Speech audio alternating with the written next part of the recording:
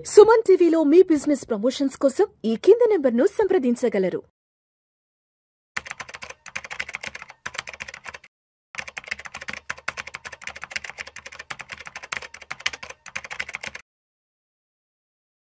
Sir Chakradhar గారు నమస్తే sir. నమస్తే అండి. సార్ చక్రధర్ గారు, మార్కెట్లు గత నెల రోజుల నుంచి బాగానే పుంజుకుంటున్నాయి. నిఫ్టీ 26,000 క్రాస్ అయిపోయింది. సెన్సెక్స్ ఏమో 85,600 700 800 దగ్గరకు ఆల్మోస్ట్ 85,000 క్రాస్ అయిపోయింది కదా. అయితే గత నెల 2 నెలల నుంచి మార్కెట్లలో కొంత ప్రశాంతత ఏర్పడింది, కొంత సర్దుబాటు ఏర్పడింది. మార్కెట్లు కూడా మంచి ర్యాలీ తీసుకుంటున్నాయి కాబట్టి సో ఇప్పుడిప్పుడు మార్కెట్లోకి కొత్త ఇన్వెస్టర్లు, కొంతమంది బిగినర్స్ అనేవాళ్ళు మార్కెట్లోకి వస్తున్నారు కాబట్టి కొత్తగా మార్కెట్లలోకి వస్తున్న వాళ్ళు మరి వాళ్ళ పోర్ట్ఫోలియో డైవర్సిఫికేషన్ అనేది ఎలా చేసుకోవాలి అంటే ఈక్విటీ స్టాక్స్కి సంబంధించి కానివ్వండి, తర్వాత మ్యూచువల్ ఫండ్స్కి సంబంధించి ఏదైనా సరే ఒక అసెట్ క్లాస్ తీసుకుంటే అక్కడ డైవర్సిఫికేషన్ అనేది ఎలా ఉండాలంటారు? ఇది చాలా మంచి క్వశ్చన్ అండి. ఈవెన్ కొత్త ఇన్వెస్టర్స్కే కాదు, పాత ఇన్వెస్టర్స్ కూడా సరిగ్గా అవగాహన ఉండట్లేదు ఎలా మన పోర్ట్ఫోలియో డిజైన్ చేసుకోవాలి అనేది. ఇది మీకు మంచి ఎగ్జాంపుల్ చెప్తాను. అది 2010 ఆ టైంలోనండి యాక్చువల్గా. అయితే ఒక క్లయింట్ ఉన్నారు, ఇన్వెస్టర్. ఆయన ఏంటంటే కొంచెం ఢిల్లీ బేస్డ్ ఇన్వెస్టర్ అన్నమాట. ఆయన యూఎస్ నుంచి వచ్చారు, రీసెంట్గా హైదరాబాద్కి వచ్చారు. ఆ టైంలో వచ్చినప్పుడు ఒక మంచి కంపెనీలో ఒక ప్రాజెక్ట్కి ఒక డైరెక్టర్ ఒక మంచి రోల్లో ఉన్నారు. ఆయన క్వాలిఫికేషన్ ఏంటంటే ఒక బీటెక్ చదివారు, ఒక మంచి ఇంజనీరింగ్ కాలేజ్ నుంచి. తర్వాత ఐఐఎం అంటారు, అంటే institute of management, business schools. దాని నుంచి ఆయన డిప్లొమా తీసుకున్నారు. అక్కడ నుంచి అమెరికా వెళ్ళి అక్కడ సిఎఫ్ఏ చేశారు, చార్టెడ్ ఫైనాన్షియల్ అనలిస్ట్ అంటారు. అంటే చార్టెడ్ అకౌంటెంట్ అట్లాగో మనకు అమెరికాలో సిఎఫ్ఏ చాలా కొంచెం మంచి క్వాలిఫికేషన్ అనమాట. సో ఆయన ఎప్పుడైతే డైరెక్టర్గా వచ్చారో హైదరాబాద్కి ఒక మంచి సాఫ్ట్వేర్ కంపెనీలో, ఆయన అడిగారు, నేను ఇక్కడ నా లోకల్గా నాకు తెలిసిన వాళ్ళు ఉన్నారా, ఒక ఈక్విటీలో పెడదాం అనుకుంటున్నాను ఒక 20 అని అన్నారు. అంటే అక్కడ అసలు ఈక్విటీ ఆ టైంలో మనకి ఇక్కడ లేదు, అంత ఇన్సూరెన్సే. సార్ మీరు ఇన్సూరెన్స్ అంటే చెప్పండి, 100 మంది ఉన్నారు, ఆ పాలసీ ఈ పాలసీ ఇస్తారు మీకు, కాకపోతే ఈక్విటీ అనేది ఎవరు లేరు మాకు తెలిసి అన్నారు. కొంచెం కనుక్కోండి నాకు కావాలి అని. బ్యాంకుల ద్వారా వెళ్ళడం నాకు ఇష్టం లేదు, బ్యాంక్ వాళ్ళు ఏంటంటే వాళ్ళకి సంబంధించినవి చెప్తారు, వాళ్ళకి ఏవో టైప్ కొనే వాళ్ళతో చెప్తారు తప్ప మంచి ఒపీనియన్ అయితే అంబాసిడర్ చెప్పరని చెప్పి ఆయన ట్రై చేస్తున్నారు. అయితే ఆయన సబార్డినేట్ కింద సబార్డినేట్ ఆయనకి నేను తెలుసు కొంచెం. అయితే మ్యూచువల్ ఫండ్స్ గురించి వాళ్ళు ఒక లంచ్ టైంలో అనుకుంటుంటే, ఉన్నాడు సార్ వాడు ఉన్నాడు, చక్రధర్ వాడి పేరు, వాడు ఒక్కడే మ్యూచువల్ ఫండ్స్ అంటుంటాడు, అందరూ ఇన్సూరెన్స్ తీసుకుంటాం వాడి దగ్గర, కానీ వాడు మాత్రం జోలో మ్యూచువల్ ఫండ్స్లో కొట్టుంటారు, వాడిదే కరెక్ట్, మీకు వాడితో మీకు పరిచయం చేయిస్తాం అన్నారు. సరే, ఆయన నుంచి నాకు కాల్ వచ్చింది.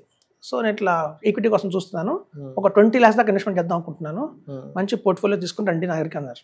నాకు ఇంకా పండగ అనుకున్నా. 20 lakhs అంటే ఆ రోజుల్లో చాలా పెద్ద అమౌంట్. ఇంకా మ్యూచువల్ ఫండ్స్ చెప్పినా ఆవిడ వినట్లా, ఆయన ఎదురుకు ఫాలో చేసి నాకు కావాలంటున్నారు. ఇంకా ఇట్లాంటి క్లయింట్స్ మనకు దొరకరు కాబట్టి అసలు మనం బ్రహ్మాండమైన పోర్ట్ఫోలియో ఇవ్వాల్సిందే అని చెప్పి ఆ రోజున డిసైడ్ అయిపోయి, అప్పట్లో ఏంటంటే మాకు వాల్యూ రిసెర్చ్ అని ఒక సైట్ ఉండేది, value research, mutual funds India, money control, ఇవన్నీ వెబ్సైట్స్ ఉండేవి. వీటిలో చూస్తే మనకి ఆ రోజున్న టాప్ బెస్ట్ ఫండ్స్ అని చెప్తాయి అవి. సో ఒక పేపర్ పెన్ తీసుకొని అన్ని వెబ్సైట్స్ చూసా, ఏవి బెస్ట్ ఫండ్స్ ఉన్నాయి, ఒక పెద్ద అమౌంట్ పెడుతున్నారు, నమ్మకంతో పెడుతున్నారు, కాబట్టి బెస్ట్ పోర్ట్ఫోలియో ఇవ్వాలి అని చెప్పి ఒక మంచి లార్జ్ క్యాప్, మంచి మిడ్ క్యాప్, మంచి స్మాల్ క్యాప్, ఒక ఫ్లెక్సీ క్యాప్, అలాగే foreign funds, FOF fund of funds అంటారు దాన్ని, ఒక కాంట్రా, ఒక మనకి ఏంటంటే వాల్యూ ఫండ్, థిమాటిక్ కింద వాల్యూ డిస్కవరీ ఫండ్ ఒకటి ఉండేది అది. ఇట్లా ఒక మంచి పోర్ట్ఫోలియో చేసి అలాగే ఒక ఎమర్జెన్సీ ఫండ్ కూడా పెట్టా. అది ఎమర్జెన్సీలో అవసరం అయితే మళ్ళీ 3 lakhs తీసుకోవాలంటే ఉంటుంది కదని చెప్పి ఒక ఎమర్జెన్సీ ఫండ్. ఇట్లా ఒక 6-7 ఫండ్స్తో నేను ఒక మంచి పోర్ట్ఫోలియో చేసేసి మంచి కలర్ఫుల్గా చేసేదాన్ని. ఎవరెవరు దానికి 5 star రేటింగ్ ఇచ్చారు, వాల్యూ రిసెర్చ్ ఏం చెప్తుంది దాని గురించి, మనీ కంట్రోల్ అని చెప్తున్నారు, అలా పక్కన అది కూడా రాసి ఫండ్ మేనేజర్ ఎవరు, ఆయనకి ఎంత ఎక్స్పీరియన్స్ ఉంది, ఒక బ్రహ్మాండమైన ప్రెజెంటేషన్ తయారు చేశారు. అది కూడా పెద్ద క్లయింట్, పైగా ఫారెన్ అటెండ్ అని చెప్పి వెళ్ళి ఒక ఫ్రైడే 2 o'clock అనుకుంటాను అపాయింట్మెంట్ ఇచ్చారు. సో వెళ్ళి ఇచ్చాను. ఆయన మొత్తం చూశారు, అంతా చూసి చించి డస్ట్బిన్లో పెట్టేశారు. నాకు అర్థం కాల, ఇంత బ్రహ్మాండమైన పోర్ట్ఫోలియో చేశాను నేను, అట్లీస్ట్ అందులో లార్జ్ క్యాప్ ఉంది, మిడ్ క్యాప్ ఉంది, స్మాల్ క్యాప్ ఉంది, ఫ్లెక్సీ క్యాప్ ఉంది, అన్నీ ఉన్నాయి, ఫండ్ ఆఫ్ ఫండ్ కూడా ఉంది, ఇంకా అలాగే మనకి ఎమర్జెన్సీ ఫండ్ కూడా పెట్టా. ఇంతకన్నా పోర్ట్ఫోలియో ఎవరు గీయలేరు. ఇదే డాక్టర్, ఇంకో ఇంజనీరో, ఇండస్ట్రియలిస్ట్ అయితే బ్రహ్మాండంగా సంతకం ఇచ్చేసి చక్లు ఇచ్చేసేవాడు, ఈయనంటే అలా చేశాడు అనుకున్నా. ఆయన ఏమంటే, అసలు మీకు పోర్ట్ఫోలియో డిజైన్ చేయడం వచ్చా అన్నారు. అదేంటి సార్ బాగానే ఉంది కదా అన్న. నాకు అర్థమైంది, ఓకే ఇక్కడ ఈక్విటీ మార్కెట్ మీద ఎవరికి అవగాహన లేదు, వీడికి లేదంటే అది ఎవరు తీసుకోవట్లేదు కాబట్టి పెద్ద అవగాహన లేకపోవచ్చు, మీకు ఒక మంచి ఎగ్జాంపుల్ చెప్తాను అన్నాడు ఆయన. ఆ రోజు ఆయన చెప్పిన ఎగ్జాంపుల్ ఏంటంటే, ఇప్పుడు మీకు మ్యాథ్స్ ఉంది అనుకోండి సార్, మ్యాథ్స్లో ఏముంటాయి, trigonometry, algebra, geometry, logarithms, calculus అలా ఉంటాయి. సో మ్యూచువల్ ఫండ్స్ అనేది ఒక మ్యాథ్స్ సబ్జెక్ట్ అయితే ఆ సబ్జెక్ట్లో ఎలా అయితే టాపిక్స్ ఉంటాయో ఇవన్నీ దాని కిందకే వస్తాయి. Large cap, mid cap, small cap ఇవన్నీ కూడా ఒక టాపిక్స్ చాప్టర్స్ లాంటివే. ఆల్ టుగెదర్ ఒక మ్యూచువల్ ఫండే. మనం దాన్ని డైఫినేషన్ చేయట్లా. ఇప్పుడు చూడండి, ఒక ఇంటర్మీడియట్ వెళ్ళాలనుకోండి, ఇంటర్లో ఏముంటాయి? మ్యాథ్స్, ఫిజిక్స్, కెమిస్ట్రీ 3 పాస్ అయితేనే సర్టిఫికేట్ మీకు. ఈవెన్ గ్రాడ్యుయేషన్లో కూడా మ్యాథ్స్, ఫిజిక్స్, కెమిస్ట్రీ 3 చదివితేనే మీకు గ్రాడ్యుయేషన్ సర్టిఫికేట్ వస్తుంది. సో అట్లాగే ఆయన చెప్పింది ఏంటంటే, ఆ రోజు నాకు మ్యూచువల్ ఫండ్స్ అనేది ఒక కేటగిరీ. అంటే మేము చెప్పే 20 lakhs పెడదాం అనుకుంటున్నానో మ్యూచువల్ ఫండ్స్లో ఒక 5 lakhs పెట్టచ్చు. మిగతా రిమైనింగ్ బ్యాలెన్స్ ఏదైతే ఉందో ఒక పిఎంఎస్లో పెట్టాలి. ఆ రోజు కూడా పిఎంఎస్ ఉంది, నాకు అంత అవగాహన లేదు. సో పిఎంఎస్లో పెట్టాలి. సో పిఎంఎస్ గురించి చదువుకొని రండి అని చెప్పాడు నాకు. సో అప్పుడు వెళ్ళి నేను పిఎంఎస్ గురించి అసలు ఏంటి, పిఎంఎస్లో ఏమున్నాయి అని చదువుకొని ఆ రోజుల్లో వచ్చాయి. సో పిఎంఎస్లో 2 రకాలు ఉన్నాయి ఆ రోజుల్లో. ఒకటి రియల్ ఎస్టేట్ సంబంధించిన పిఎంఎస్ ఉంది. అంటే మన దగ్గర తీసుకుంటే 5 lakhs వాళ్ళు.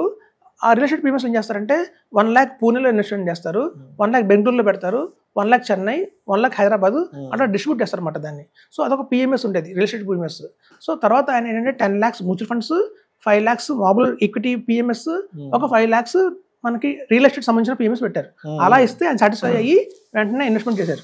సో ఎప్పుడైనా చూడండి, మన దగ్గర ఒక 1 crore ఉందనుకోండి, ఆ 1 crore 50 lakhs మనం పిఎంఎస్లో వేయాలి, 30 lakhs ఎస్ఐఎఫ్, కొత్తగా ఎస్ఐఎఫ్ వచ్చింది కాబట్టి ఎస్ఐఎఫ్లో వేయాలి, 20 lakhs మ్యూచువల్ ఫండ్స్లో వేయాలి. అప్పుడే మనకి మ్యాథ్స్, ఫిజిక్స్, కెమిస్ట్రీ అనేది కంప్లీట్గా డైజెషన్ అనేది అవుతుంది తప్ప ఒకటే సబ్జెక్ట్ పట్టుకొని అందులోనే మనం అన్ని ఫండ్స్ ఇన్వెస్ట్ చేసుకుంటూ వెళ్తే తమ రిటర్న్ రాదు, ఫ్యూచర్లో కోటీసులు కూడా అవ్వలేము. సో అలా 2010లో ఆ రోజున నాకు క్లయింట్ అయిన ఆ ఇన్వెస్టర్ ఇవాళ దగ్గర కూడా నాతో ట్రావెల్ చేస్తున్నారు. ఇవాళ దగ్గర ఆయనకి 6 crores అమౌంట్ ఉంది. అందులో 1 crore మ్యూచువల్ ఫండ్స్, మనకి వచ్చి 3 crores ఏమో పిఎంఎస్లో పెట్టాం, 2 crores ఏఎఫ్లో పెట్టాం. సో అట్లా ఆ రోజు నుంచి ఆయన వెల్ డైవర్సిఫికేషన్గా వచ్చారు. సో అప్పటిదాకా నేను కూడా ఒక రెగ్యులర్ ఆర్డినరీ మ్యూచువల్ ఫండ్ డిస్ట్రిబ్యూటర్గానే ఉండేవాడిని సార్. ఆ క్లయింట్ ఎప్పుడైతే నాకు పరిచయం అయ్యి వివరంగా ఎక్స్ప్లెయిన్ చేశారో ఆ రోజు నుంచి ఈక్విటీ డిస్ట్రిబ్యూటర్గా మారాను. సో అప్పటి నుంచి నేను ఒక్కొక్క మ్యూచువల్ ఫండ్సే కాదు, ఇంకా కూడా మనం దాన్ని ఇంకా అడిషనల్గా ఇంకా ఏదైనా ఇవ్వాలి అని చెప్పి అప్పటి నుంచి మనం కనుక mutual fund, SIF mutual funds చేస్తున్నాము. అలాగే కొంతమందికి ఎవరికైతే అంత అమౌంట్ లేదు వాళ్ళకి స్మాల్ కేసెస్ రికమెండ్ చేస్తాను. సో ఎప్పుడు కూడా ఒక 10 lakhs ఉంది అంటే 5 lakhs mutual funds, 5 lakhs small case, అది పర్ఫెక్ట్. మన దగ్గర ఒక 50 lakhs ఉంది అనుకోండి, 10 lakhs SIF, 10 lakhs mutual funds, కొంత స్మాల్ కేసు, అలా కనుక డిజైన్ చేసుకుంటే పర్ఫెక్ట్ పోర్ట్ఫోలియో అవుతుంది. ఈవెన్ నా దగ్గర వస్తున్నారు రీసెంట్గా, సార్ మేము గ్రో యాప్లో కొన్నాము, 1 crore దాకా నా వాల్యూ ఉంది, జీరోదాలో కొన్నాను, 2 crores దాకా వాల్యూ ఉందని వస్తున్నారు దగ్గరికి. చూస్తే మొత్తం మ్యూచువల్ ఫండ్స్లోనే ఉంది. అది ఎప్పుడు సరే కరెక్ట్గా కాదు. 1 crore ఉంది అంటే దాన్ని కొంత భాగమే మ్యూచువల్ ఫండ్స్, కొంత ఎస్ఐఎఫ్, కొంత పిఎంఎస్, 2 crores ఉందంటే ఒక ఏఐఎఫ్ కూడా పెట్టుకోవచ్చు. సో ఎప్పుడైనా అట్లా కనుక మనం డిజైన్ చేసుకుంటే పోర్ట్ఫోలియోని చాలా బాగా రిటర్న్స్ వస్తాయి. ఈ ఇన్వెస్టర్ మీ నమ్మరు, కేవలం పిఎంఎస్ మీదే. ఆ రోజు ఫస్ట్ నేను ఇచ్చిన పిఎంఎస్ ఆల్చిమ్ని పిఎంఎస్ కానివ్వండి, ఆస్క్ పిఎంఎస్ కానివ్వండి, చాలా బాగుండేవి. సో అవన్నీ కూడా మార్చుకుంటూ మధ్యలో ఆంబెట్ కాఫీ క్యాను అట్లా మీరు నంబరు ఒక పిఎంఎస్ నుంచి ఒక పిఎంఎస్ అలా మార్చుకుంటూనే 4 crores పెట్టి విలాగా ఉన్నారు. ఏమీ వితౌట్ ఎనీ లోన్ లేకుండా ఈ పిఎంఎస్ మీద వచ్చిన అమౌంట్స్తోనే వాళ్ళు కొంతగా ఇంకా ఇన్వెస్ట్మెంట్ చేసుకుంటూ వచ్చి పెంచుకుంటూ వచ్చి అట్లా విలాస్ కొనుక్కున్న వాళ్ళు ఉన్నారు. సో అదండి బ్యూటీ ఏంటంటే, కేవలం మ్యూచువల్ ఫండ్స్ మీదకే కాకుండా స్ప్రెడ్ చేసుకోవాలి. అది ఒక సబ్జెక్ట్ లాంటిది, మ్యూచువల్ ఫండ్స్ అనేది ఒక సబ్జెక్ట్ లాంటిది అంతే. మనకి అడిషనల్గా ఫిజిక్స్, కామర్స్ ఎలా ఉన్నాయో ఎస్ఐఎఫ్, పిఎంఎస్ కూడా సబ్జెక్ట్ లాంటివే. అలా కంప్లీట్గా మన ఇన్వెస్ట్మెంట్ని డిస్ట్రిబ్యూట్ చేస్తేనే అన్నింటిలోనూ మనకి మార్కెట్ పడ్డా కూడా సేఫ్గా ఉంటాము. ఈ మధ్య చూస్తారు మీరు, మార్కెట్ చాలా డౌన్ఫాల్ అయింది. అలా డౌన్ఫాల్ అయిన మార్కెట్లో కూడా చూస్తే కేవలం మనకి పిఎంఎస్ పడింది కేవలం 2% పడ్డాయి, 2%, 5% పడ్డాయి. మిగతా అదర్స్ మనకి మంచి మిడ్ క్యాప్స్ కూడా -10, -15 దాకా పడిపోయినాయి మ్యూచువల్ ఫండ్స్లో. ఇప్పుడు యాక్చువల్గా ఏంటంటే పోర్ట్ఫోలియో అనగానే జనాలు అందరూ అనుకుంటారంటే లార్జ్ క్యాప్లో పెట్టాలి, మిడ్ క్యాప్లో పెట్టాలి, అలా కాదండి.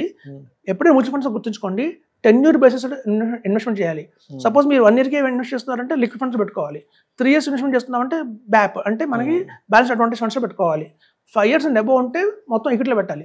ఒకటి గుర్తుంచుకోండి సార్, ఒక మ్యూచువల్ ఫండ్స్ కొత్తగా వచ్చి బిజినెస్ చెప్తున్నాను, మీరు కనుక హార్జన్ 5 years ఉంది అంటే 5 years నేను ఉంటాను పెట్టిన దగ్గర నుంచి అంటే మాత్రం ఈక్విటీలో రిస్క్ అనేది 0 అవుతుంది. సో ఎప్పుడైతే 5 years హార్జన్ ఉన్న వాళ్ళందరికీ కూడా ఈక్విటీ 0 రిస్క్ ఉంటుంది కాబట్టి ఇంకా లార్జ్ క్యాప్ వెళ్ళక్కర్లేదు, బిజినెస్ అడ్వాంటేజ్ ఫండ్స్కి వెళ్ళక్కర్లేదు, బ్యాలెన్స్ అడ్వాంటేజ్ ఫండ్స్కి వెళ్ళక్కర్లేదు, మల్టీ ఫండ్ పెట్టక్కర్లేదు, ఇవేమీ అక్కర్లేదు యాక్చువల్గా. ఎందుకంటే వాళ్ళ హార్జన్ 5+ ఉన్న వాళ్ళందరికీ కూడా అసలు 0 అనేది ఈక్విటీలో ఎప్పుడు 0 రిస్కే ఉంటుంది. అది పిఎంఎస్ కావచ్చు, ఎస్ఐఎఫ్ కావచ్చు, ఏఎఫ్ కావచ్చు, మ్యూచువల్ ఫండ్స్ కావచ్చు. కాబట్టి అలా చేసుకోవాలండి డైవర్సిఫికేషన్ అనేది. కేవలం మ్యూచువల్ ఫండ్స్లో మాత్రమే పెట్టుకుంటే మాత్రం అల్టిమేట్గా మనకి కోర్స్ అయితే రావు. తెలుసుకొని ఎడ్యుకేట్ చేసుకోవాలి. మనకు ఒక సామెత కూడా ఉంది ఇంగ్లీష్లో, ఎక్కువ more you learn more you earn అంటారు. అంటే మనం ఎంత చదువుకుంటే అంత నాలెడ్జ్ వస్తుంది, అంత డబ్బులు వస్తాయి. సో కాబట్టి మన తెలుసుకోవాలి. ఇన్వెస్టర్స్ కూడా కొంత ఏదో చెప్పారులే ఇన్వెస్ట్మెంట్ చేయకుండా వాళ్ళకు కూడా సొంత నాలెడ్జ్ పెంచుకుంటే మాత్రం ఎక్సలెంట్ రిటర్న్స్ అయితే తీసుకొచ్చని చెప్తున్నాను. థ్యాంక్స్ అండి. Right sir. Thank you sir. Thank you so much Akshatar గారు. Thank you.